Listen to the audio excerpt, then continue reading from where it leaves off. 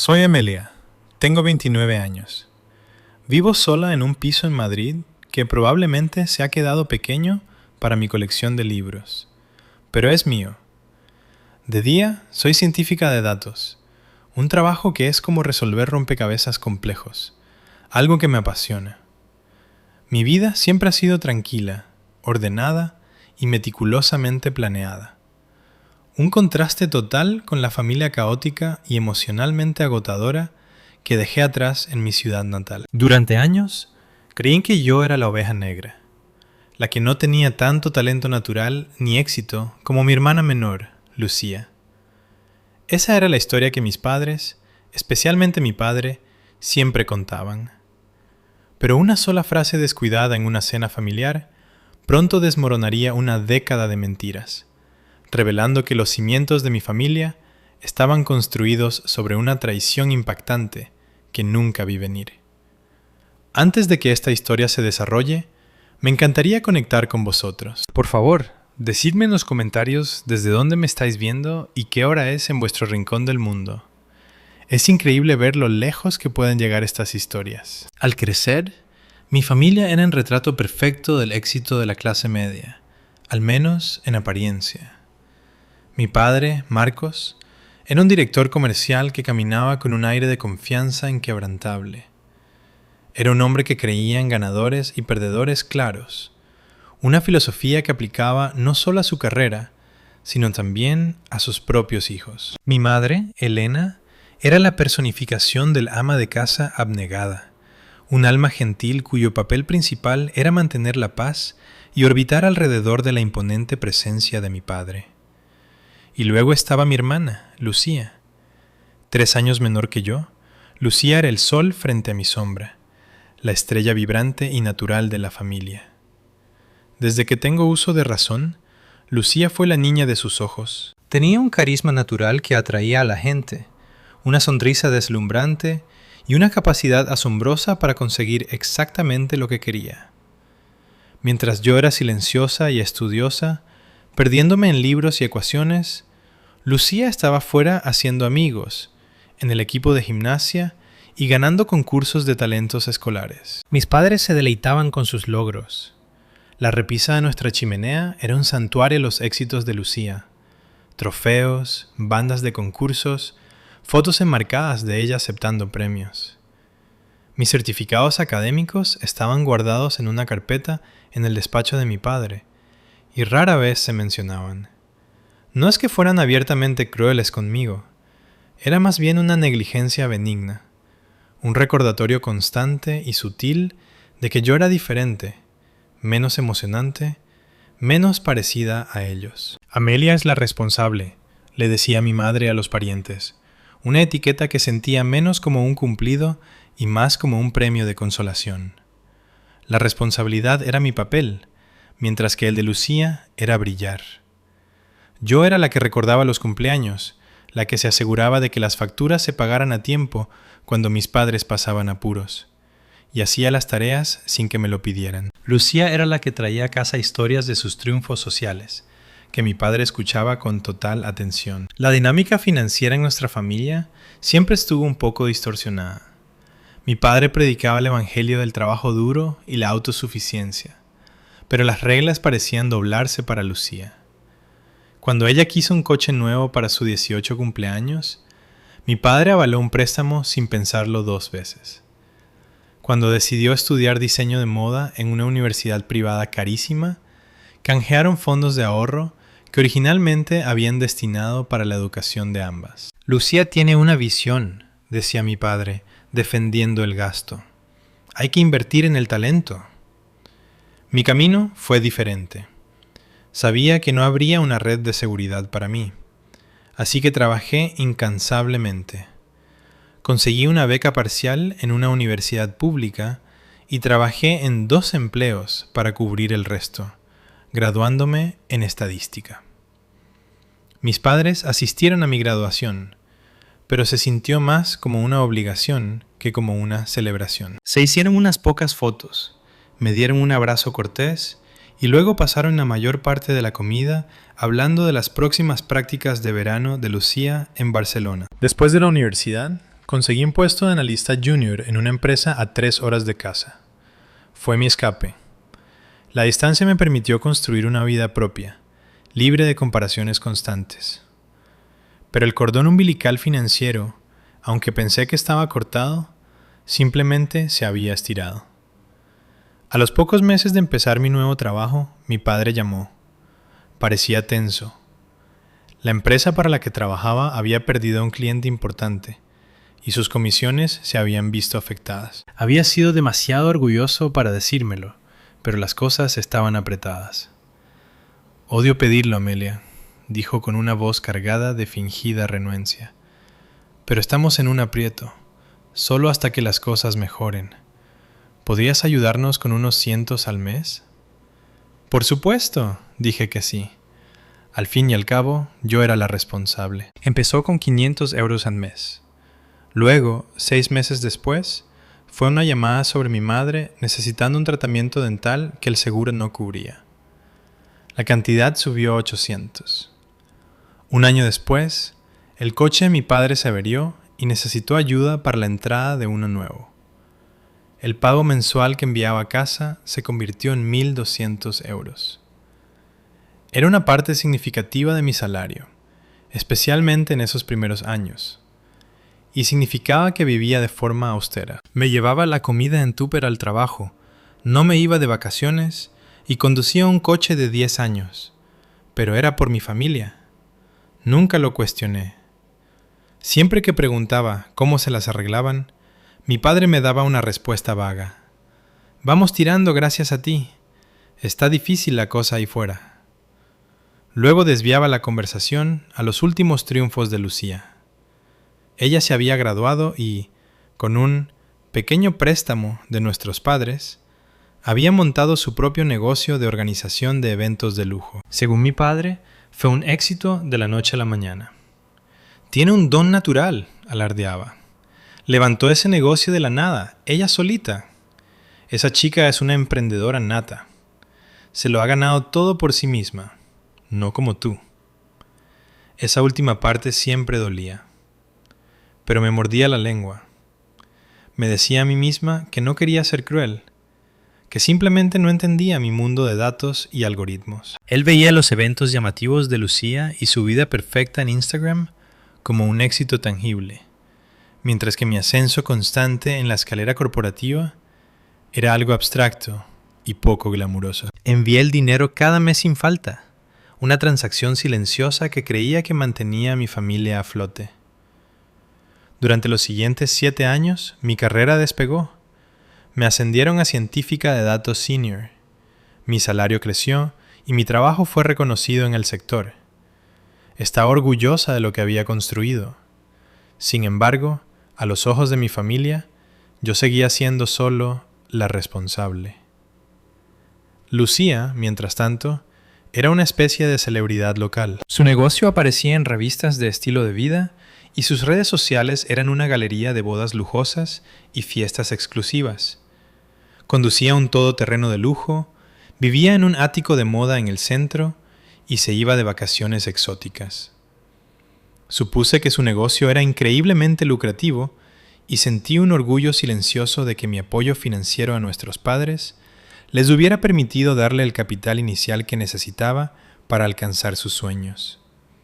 Mi sacrificio, razonaba, había valido la pena. Había permitido que Lucía brillara y había evitado que mis padres cayeran en la ruina financiera. O eso creía. La distancia que mantenía era a la vez una bendición y una maldición. Los visitaba en las fiestas importantes, pero nuestras conversaciones eran superficiales. Hablábamos del tiempo, de mi trabajo en términos vagos y de los últimos eventos extravagantes de Lucía con todo lujo de detalles. Nunca mencionaba ni una palabra sobre el dinero que enviaba. Se sentía como un acto privado y débito, y me preocupaba que mencionarlo avergonzara a mi padre. Era nuestro acuerdo secreto, un testimonio de mi papel como la hija fiable. Esta fachada, cuidadosamente construida del brillante éxito en solitario de mi hermana, la lucha digna de mis padres y mi propia existencia silenciosa y distante, estaba a punto de hacerse añicos por unas pocas palabras descuidadas en una cena de cumpleaños, y yo no estaba preparada para la fea verdad que revelaría. El motivo era el 58 cumpleaños de mi padre, un hito que llevó a mi madre a insistir en una cena familiar en condiciones. Esto significaba una reserva en El Asador Real, el restaurante más elegante de mi ciudad natal, el tipo de sitio con manteles blancos y camareros que te vuelven a doblar la servilleta si te levantas para ir al baño. Era una convocatoria rara para que yo volviera a casa un fin de semana que no fuera festivo, pero acepté. Mi relación con mi familia se sentía como un ecosistema delicado. Mi ausencia física y mi presencia financiera eran lo que lo mantenía en equilibrio. Negarme sería alterar las cosas, y yo no era una persona conflictiva. Yo era la responsable. Conduje las 3 horas desde Madrid, un viaje que siempre se sentía como viajar al pasado. Las autopistas se estrechaban, los edificios se hacían más bajos y el paisaje familiar de mi juventud se desplegaba ante mi ventana. Llegué a casa de mis padres y me encontré con el reluciente todoterreno blanco de Lucía en la entrada. Ella estaba dentro, dominando la sala de estar, luciendo impecable con un vestido de diseño. Me saludó con un beso al aire que olía a perfume caro. «Amelia, qué bien que hayas podido venir», dijo con tono alegre, pero sus ojos recorrieron mi atuendo sencillo y profesional con un destello de lo que parecía lástima. Mis padres se desvivían por ella. Mi padre irradiaba orgullo mientras ella contaba una historia sobre la planificación de una boda de última hora para un famoso. «Es una maga», me declaró, como si yo fuera una extraña a la que hubiera que convencer. En el restaurante nos sentaron en una mesa redonda grande. Mi tía Margarita, la hermana de mi madre, se unió a nosotros. Margarita era profesora de instituto, una mujer pragmática y amable que siempre había sido una fuente silenciosa de apoyo para mí. Era la única que alguna vez hacía preguntas detalladas sobre mi trabajo, escuchando con interés genuino mientras yo intentaba explicar las complejidades del modelado de datos. La cena empezó de forma predecible. La conversación fue monopolizada por Lucía y mi padre. Ella habló de su reciente viaje a Bali para una consultoría de bodas en destino, y él colgaba de cada una de sus palabras. Yo intervenía de vez en cuando, pero mis contribuciones solían recibir un asentimiento cortés antes de que el foco volviera a Lucía.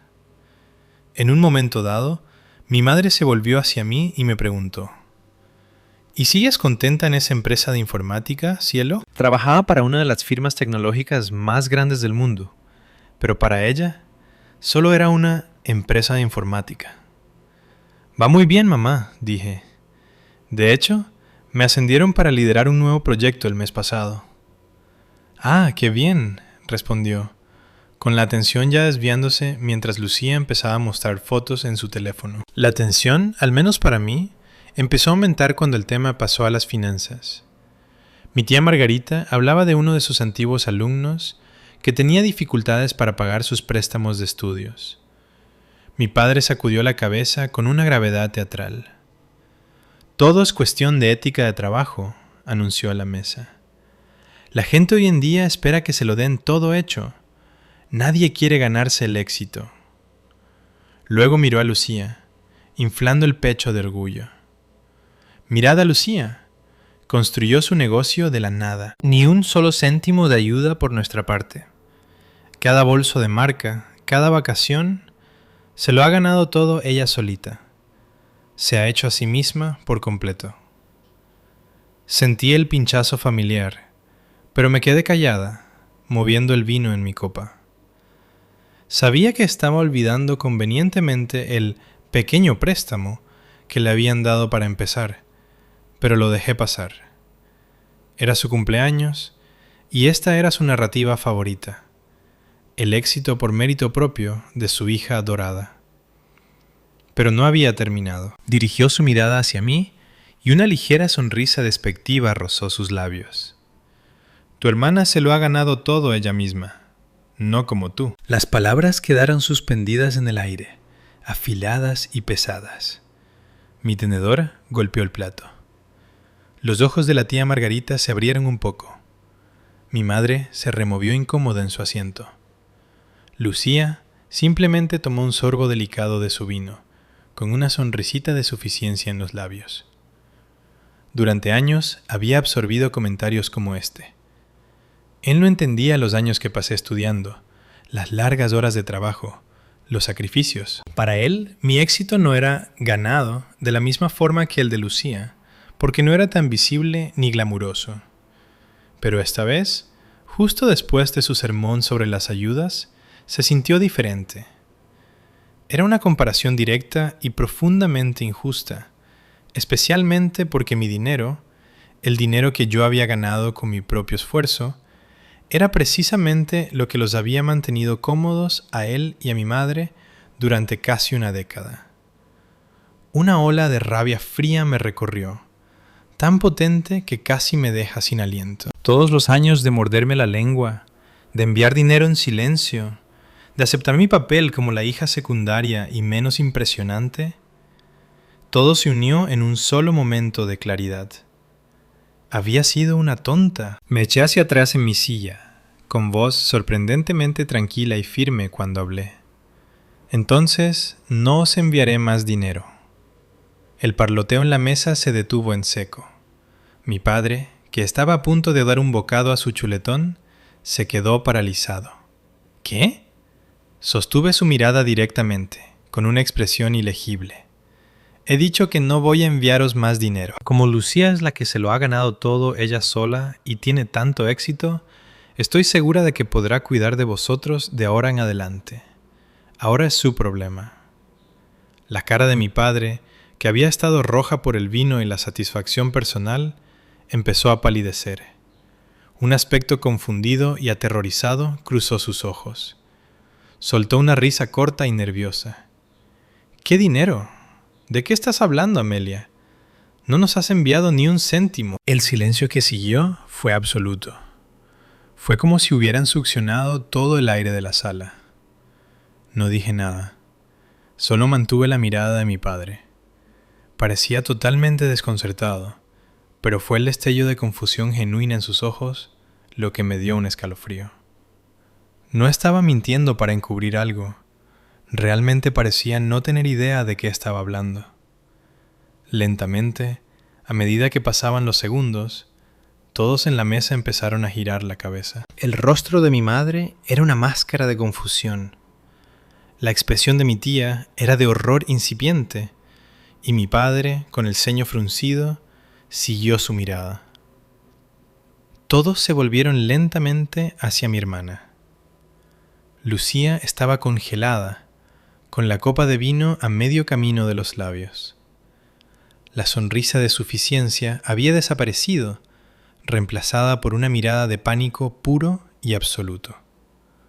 Estaba pálida como un cadáver. En ese único momento de silencio, la verdad, o al menos su aterradora silueta, se hizo horriblemente clara. El dinero que yo había estado enviando durante casi 10 años nunca había llegado a mis padres, y solo había otra persona que podría haberlo cogido. El silencio en el restaurante era ensordecedor. Parecía una escena de película donde el sonido se corta justo antes de la explosión. Todos los ojos estaban puestos en Lucía, que parecía un ciervo paralizado por los faros de un camión. Su rostro, habitualmente una máscara de confianza sin esfuerzo, se había desmoronado por completo. Mi padre fue el primero en romper el hechizo. Apartó la vista de Lucía y me miró a mí, con una mezcla caótica de confusión e ira. «Amelia, ¿qué es esto? ¿Qué clase de broma pesada estás gastando?», exigió con voz ronca. «No nos has enviado dinero. ¿Por qué mentirías sobre algo así?». Me mantuve perfectamente quieta, con las manos en el regazo. «No es ninguna broma, papá», dije con voz calmada. «Durante los últimos 9 años os he enviado dinero cada mes. Empezó con 500 euros y ha sido de 1.200 al mes durante los últimos 7 años. Hice un cálculo rápido y doloroso en mi cabeza. Esos son 110.000 euros. La cifra quedó flotando en el aire, una suma asombrosa que hizo que mi madre soltara un grito ahogado. ¿1.200 al mes?, repitió mi padre, con la voz apenas audible. Parecía totalmente perdido. Estaba claro por su desconcierto genuino que era la primera vez que oía hablar de ello. La mentira no era suya. ¿Qué está pasando, Lucía?, preguntó mi tía Margarita, con tono afilado.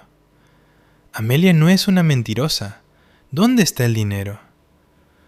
Lucía finalmente rompió su parálisis. Dejó la copa con mano temblorosa, el tintineo resonando en el silencio tenso. Intentó forzar una risa, pero salió como un chillido estrangulado. Yo no sé de qué estáis hablando, tartamudeó, con los ojos buscando una aliada y sin encontrar ninguna. Amelia, debes de estar confundida. Quizá lo enviaste a la cuenta equivocada. Ya sabes cómo eres con los detalles y los números. Fue un intento desesperado y torpe de desviar la culpa, de pintarme como la hija distraída y empollona que no sabía gestionar sus finanzas. Pero era demasiado tarde. La semilla de la duda ya se había convertido en un árbol monstruoso de sospecha. Mi padre, que había pasado toda su vida defendiendo a Lucía, la miró con el primer destello de duda que yo le había visto jamás. ¿La cuenta equivocada durante 9 años? Preguntó con un tono peligroso. Configuré una transferencia automática hace 9 años, declaré con calma, cortando las negaciones frenéticas de Lucía. A la cuenta de ahorros conjunta que tú y mamá me abristeis cuando era adolescente, la que me dijiste que usara para emergencias familiares. Tú mismo me diste los datos de la cuenta, papá. El rostro de mi padre pasó de pálido a blanco fantasmal. Se acordaba. Pude ver cómo el recuerdo afloraba. Yo le había llamado para pedirle el número de cuenta y los códigos hace años. Él me los había dictado de un papel desgastado que guardaba en el cajón de su escritorio. «Pero no hemos usado esa cuenta en años», susurró mi madre con voz temblorosa. Pensé que estaba cerrada. El nombre de Lucía también estaba en ella, de cuando estaba en el instituto. La añadimos para que pudiera ingresar los cheques de su trabajo de verano. Y ahí estaba, la última pieza crucial del rompecabezas. El nombre de Lucía estaba en la cuenta. Toda la mesa se volvió a mirar a Lucía de nuevo. No tenía dónde esconderse. Sus mentiras, toda su imagen cuidadosamente construida de emprendedora hecha a sí misma, se estaban deshilachando hilo por hilo. «Lucía», dijo mi padre, y su voz era aterradoramente baja, «dime la verdad ahora mismo». Las lágrimas empezaron a brotar de los ojos de Lucía. Esta era su defensa habitual, la que le había funcionado con nuestros padres toda su vida. Unas pocas lágrimas, un labio tembloroso, y todo sería perdonado. «No sé qué decir», sollozó, cubriéndose la cara con las manos. «Os habéis puesto todos contra mí. Amelia solo tiene envidia. Siempre ha tenido envidia de mí y de mi éxito». Por un momento vi vacilar a mi padre. El instinto de proteger a su hija adorada estaba muy arraigado, pero los hechos eran demasiado crudos, demasiado condenatorios. La mentira era demasiado enorme. «¿Envidia?», dije, y esta vez hubo un filo cortante en mi voz. «He estado viviendo con un presupuesto mínimo durante años, Lucía. No me fui de vacaciones, conduje un coche viejo, retrasé la compra de mi casa. Todo porque pensaba que estaba ayudando a nuestros padres, ayudándoles a mantenerse a flote para que pudieran ayudarte a ti a empezar. Estaba orgullosa de ti. Pensé que tu éxito era en parte mi sacrificio. Pero no lo fue, ¿verdad? Tu éxito fue mi sacrificio». La verdad de mis propias palabras me golpeó con la fuerza de un golpe físico. Su ropa de diseño, su coche de lujo, su ático, sus viajes exóticos, yo los había pagado. Todo. Había financiado yo sola el estilo de vida lujoso de la hermana a la que mi padre acababa de alabar por hacerse a sí misma. La ironía era tan amarga que sabía a veneno. «Marcos», suplicó mi madre, mirando a mi padre con el rostro deshecho en lágrimas. «¿Qué está pasando? Mi padre la ignoró. Estaba mirando fijamente a Lucía. Su rostro era una máscara de furia creciente. El hombre que se había pasado la vida poniendo excusas para ella, defendiéndola y poniéndola en un pedestal, finalmente estaba viendo las grietas en su ídolo. «Enséñame tu móvil, Lucía», ordenó. «¿Qué? ¡No!», gritó ella, agarrando su bolso. «Enséñame tu aplicación bancaria ahora mismo», repitió, con una voz que no dejaba lugar a discusión. «Abre la aplicación de esa cuenta de ahorros». Atrapada, Lucía vaciló. Todo su cuerpo temblaba. Con dedos torpes, sacó su móvil. Le temblaban tanto las manos que apenas podía desbloquearlo. Después de unos segundos agónicos, abrió la aplicación y con una mirada de derrota total, giró lentamente la pantalla hacia mi padre. Incluso desde el otro lado de la mesa, pude ver la larga lista de transacciones. Ingresos mensuales de mi cuenta bancaria, etiquetados como Apoyo Familiar Amelia, y luego una serie correspondiente de transferencias, generalmente realizadas en un día o dos, moviendo exactamente la misma cantidad de la cuenta de ahorros conjunta a otra cuenta etiquetada como Lucía Negocio. La prueba final e irrefutable. El desliz de lengua se había convertido en una avalancha y acababa de enterrar a mi hermana bajo una montaña de su propio engaño. El resto de la cena fue un borrón de tensión silenciosa y punzante. Mi padre miró la pantalla del móvil de Lucía durante lo que pareció una eternidad, su rostro endureciéndose en una máscara de furia fría. No gritó, no explotó. El silencio era de alguna manera peor. Lentamente empujó su silla hacia atrás, se levantó y tiró la servilleta sobre su filete a medio comer. «Nos vamos», dijo, con voz plana y carente de toda emoción. El viaje de vuelta a casa de mis padres fueron los 20 minutos más asfixiantes de mi vida. Conduje con la tía Margarita mientras Lucía iba con mis padres. Solo podía imaginar el peso aplastante del silencio en ese otro coche. Cuando llegamos, mi padre entró en la casa sin decir palabra, dirigiéndose directamente a su despacho. Mi madre lo siguió, retorciéndose las manos y llorando en silencio. Lucía salió del coche tras ellos, con el rastro del rímel por toda la cara, pareciendo una muñeca rota. «No entres ahí todavía», me aconsejó la tía Margarita, con voz suave pero firme. «Deja que procese esto. Es una bomba que acaba de estallar en medio de su mundo». Solo asentí, sintiéndome entumecida. Nos sentamos en la sala de estar, la misma habitación donde los trofeos y premios de Lucía brillaban bajo la luz de las lámparas, burlándose de toda la historia familiar. La casa estuvo inquietantemente silenciosa durante unos minutos, y luego empezaron los gritos. Era la voz de mi padre, amortiguada, pero temblando con una rabia que nunca le había oído antes. No estaba solo enfadado, estaba herido. Todo su sistema de creencias se había hecho añicos. Su hija perfecta, la que él había defendido como el epítome del trabajo duro y el éxito, era un fraude, y peor aún, le había dejado en ridículo. Después de aproximadamente una hora, la puerta del despacho se abrió. Mi padre salió con el rostro pálido y demacrado. Parecía 10 años mayor que en el restaurante. Se acercó a mí con paso pesado. «Necesito ver los extractos bancarios, Amelia», dijo con voz ronca. «Todos, desde el principio».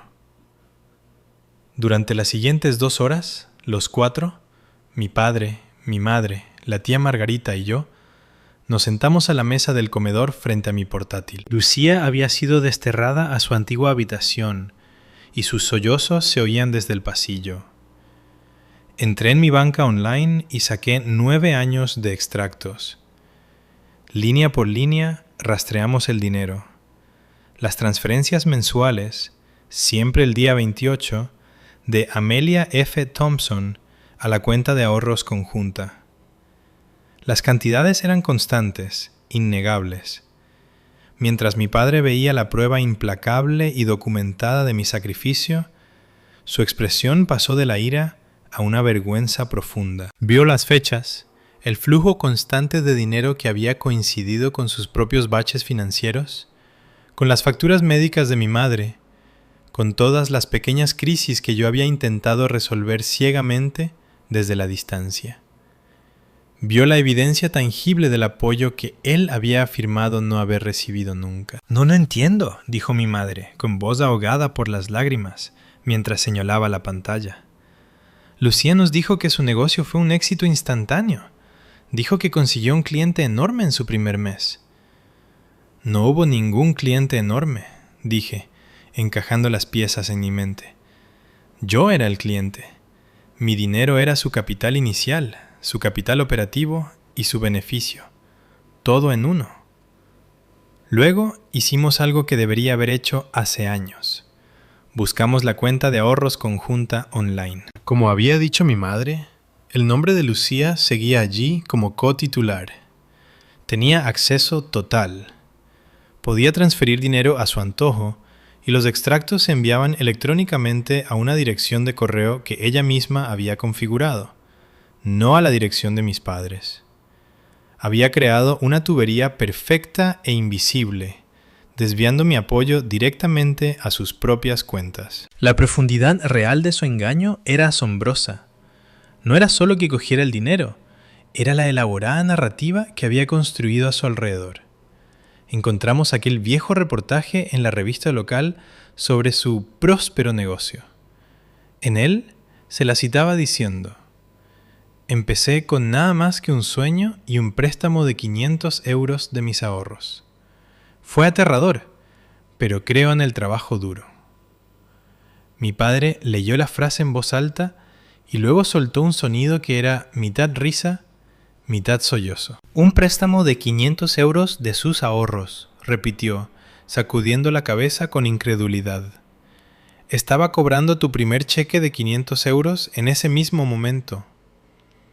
La traición tenía múltiples facetas, una red de mentiras tejida tan hábilmente que nos había atrapado a todos.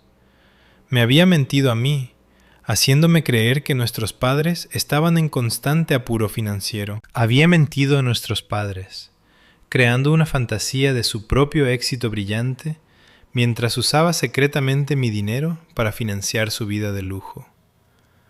Había robado no solo mi dinero, sino también el respeto de mis padres hacia mí. Había permitido que me vieran como la hija menos exitosa y menos ambiciosa.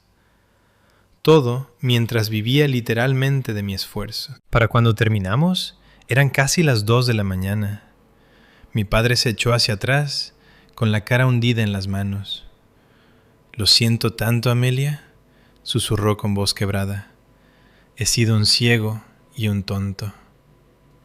Fue la primera vez en mi vida que escuché a mi padre pedir perdón por algo, pero las palabras no me trajeron consuelo.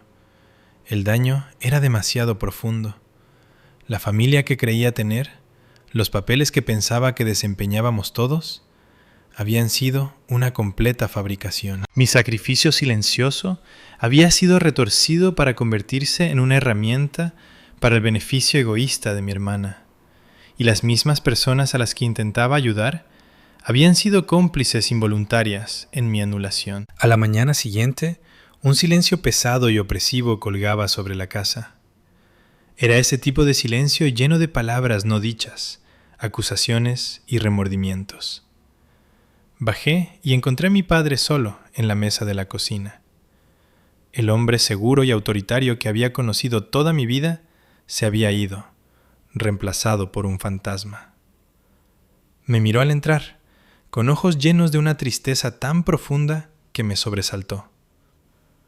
«No he podido dormir», dijo con voz ronca. «No dejo de pensar que cada vez que alardeaba de ella, cada vez que os comparaba, estaba escupiendo sobre tu sacrificio. Estaba alabando a la ladrona y menospreciando a la proveedora». No supe qué decir.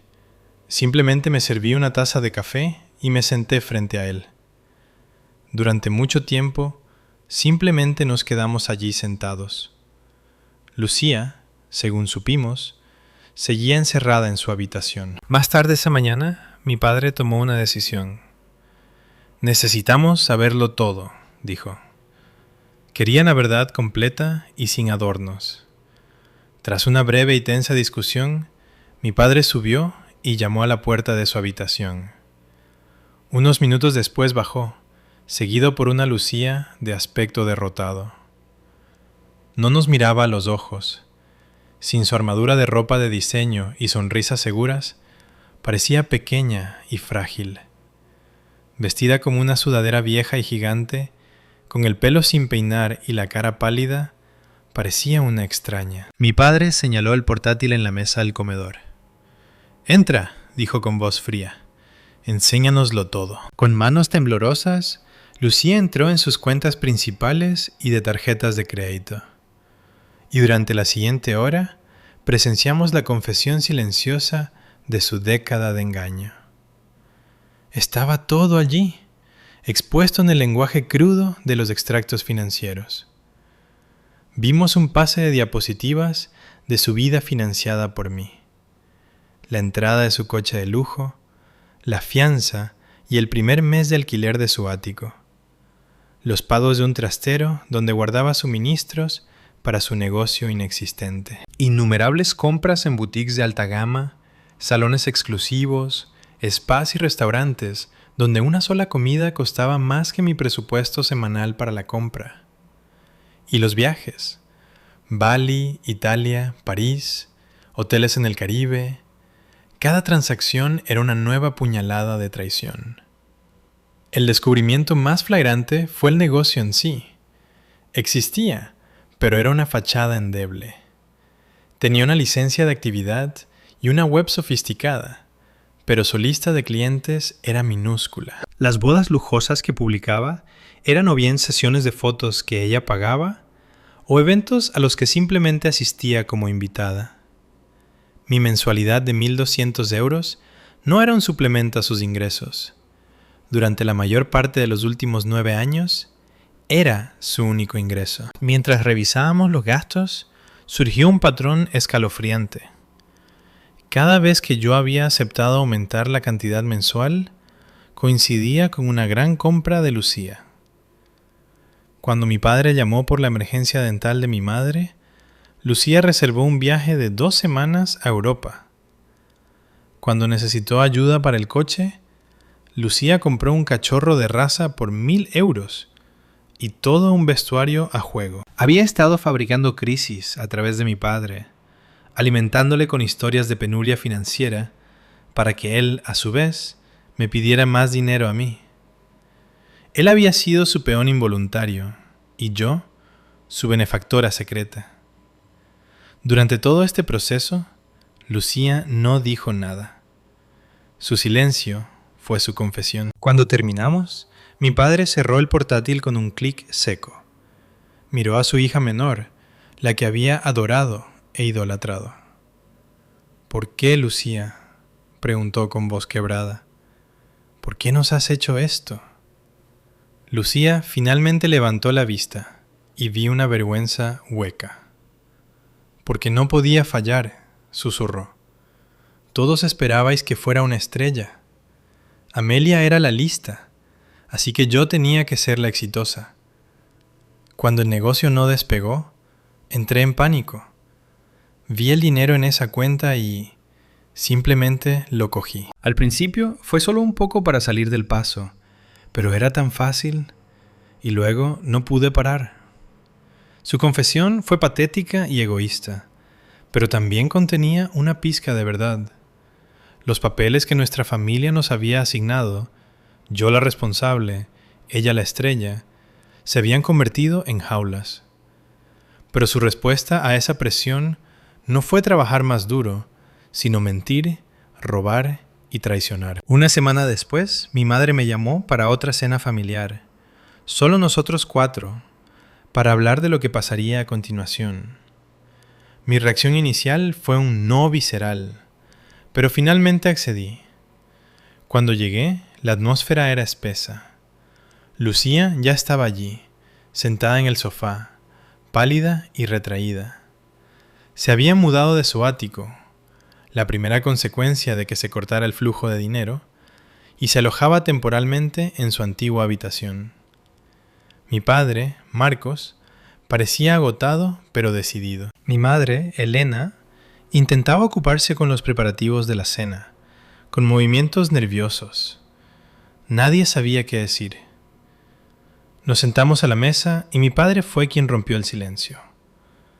Hemos pensado mucho esta semana, dijo con voz firme, y hemos tomado algunas decisiones. Miró directamente a Lucía. Primero, le devolverás a Amelia hasta el último céntimo. Lucía levantó la cabeza con pánico. ¿Cómo? No tengo nada. Venderás tu coche, sentenció mi padre. Fue comprado con su dinero, así que es suyo. Venderás tu ropa de marca, tus bolsos, tus joyas. Te buscarás un trabajo, cualquiera, un trabajo de verdad, y le darás a Amelia un porcentaje de tu sueldo cada mes hasta que la deuda esté saldada. No me importa si te lleva el resto de tu vida. Vas a arreglar esto. Lucía empezó a llorar, pero esta vez eran lágrimas reales de alguien que enfrenta consecuencias inevitables. Mi padre se volvió hacia mí. Amelia, comenzó, y su voz se quebró. Sé que un perdón no es suficiente. Nunca lo será. Durante 9 años te fallé. Menosprecié tu esfuerzo y alabé una mentira. Fui un tonto y fui un mal padre. Mi orgullo y mi favoritismo me cegaron. Siento muchísimo el dolor que te he causado. Mi madre buscó mi mano sobre la mesa. Queríamos creer la historia que nos contaba. Deberíamos haberte visto, Amelia. De verdad que deberíamos haberte visto. Escuchar esas palabras fue un alivio y una nueva ola de dolor a la vez. Agradezco la disculpa, dije con voz firme, y acepto el plan de pagos, pero tenéis que entender que esto no es solo por el dinero. Lucía, no solo me has robado dinero, me has robado mis 20 años, me has robado la relación con mis padres, te llevaste mi seguridad y mi confianza. Esa es una deuda que nunca podrás pagar. Miré a mis padres, y para vosotros, no sé cómo será nuestra relación a partir de ahora. La confianza se ha roto por todos lados. No podemos volver a como eran las cosas antes. La cena terminó con ese entendimiento pesado. No fue un momento de reconciliación feliz. Fue un funeral. Estábamos enterrando a la familia que habíamos fingido ser. Los meses siguientes fueron un tiempo extraño de reconstrucción. Mi padre supervisó el desmantelamiento de la vida fraudulenta de Lucía. Su coche se vendió y el dinero fue directamente a mi cuenta. Lucía se vio obligada a afrontar la realidad. Consiguió un trabajo como dependienta en unos grandes almacenes del centro comercial local. Mi tía Margarita me contó que estaba humillada, silenciosa, y que parecía estar intentando redimirse de verdad. Empezó a hacerme pequeños pagos mensuales, un recordatorio constante del abismo entre nosotras. No nos hablábamos, no quedaba nada por decir. Mi relación con mis padres pasó a una fase nueva e incierta. Las llamadas eran incómodas al principio, llenas de disculpas no dichas. Mi padre, en particular, parecía decidido a enmendarlo. Empezó a preguntar por mi trabajo con interés genuino. Me pedía que le explicara el modelado de datos y escuchaba pacientemente. Era su forma de decir, ahora te veo. Estoy intentando entender tu mundo. Mi madre me enviaba paquetes con mis galletas favoritas y cartas expresando su pesar. Gestos pequeños, pero sinceros. Empezamos a construir, con cautela, una nueva relación basada en una frágil honestidad emergente. El mayor cambio, sin embargo, fue dentro de mí. Con la carga financiera eliminada, sentí una libertad que no sabía que me faltaba. Los 1.200 euros al mes eran ahora míos. Empecé a invertirlos, construyendo un futuro solo para mí. Me fui de vacaciones de verdad, un viaje por los parques nacionales de Estados Unidos, disfrutando de la belleza del paisaje y de la alegría de no estar atada a nada. También empecé a ver mi carrera de forma diferente. Lancé un proyecto personal en el trabajo, un modelo predictivo complejo que había desarrollado en mi tiempo libre. A mi jefe le impresionó tanto que no solo lo aprobó, sino que me ascendió para dirigir una nueva división de ciencia de datos. El ascenso vino con un aumento significativo y un despacho con vistas a la ciudad. Era un éxito inequívocamente mío. Un año después de que saliera la verdad, usé el dinero del coche de Lucía y mis propios ahorros para darle entrada de un piso en propiedad en la ciudad. Era un espacio precioso, con grandes ventanales y techos altos. Al estar en mi salón vacío el día que me dieron las llaves, me invadió una paz profunda. Durante mucho tiempo había sido el fantasma de mi propia familia. Mi hermana me robó el dinero, pero al hacerlo, ella y mis padres me dieron, sin querer, un regalo: la oportunidad de redefinir mi vida por completo. Sigo viendo a mis padres una vez al mes, normalmente en un lugar intermedio. Las conversaciones son cautelosas, pero reales. Lucía nunca es el tema principal. La mencionan de pasada, que está tomando clases de contabilidad, que la han ascendido a subdirectora en su tienda. Hablan de ella con un desapego triste. El pedestal que una vez ocupó ha desaparecido, reemplazado por la realidad poco glamurosa de su largo camino hacia la redención. No sé si mi familia sanará por completo alguna vez. Algunas traiciones cortan demasiado profundo. Pero yo he encontrado un tipo diferente de sanación. Es la que viene de salir de las sombras y construir una vida bajo el sol. Una vida que es auténtica y orgullosamente mía. Ya no soy solo la responsable. Soy Amelia, una científica de datos exitosa, propietaria de su casa, viajera. Una mujer definida no por las expectativas de su familia, sino por su propia fuerza. Y ese es un éxito que nadie podrá arrebatarme jamás.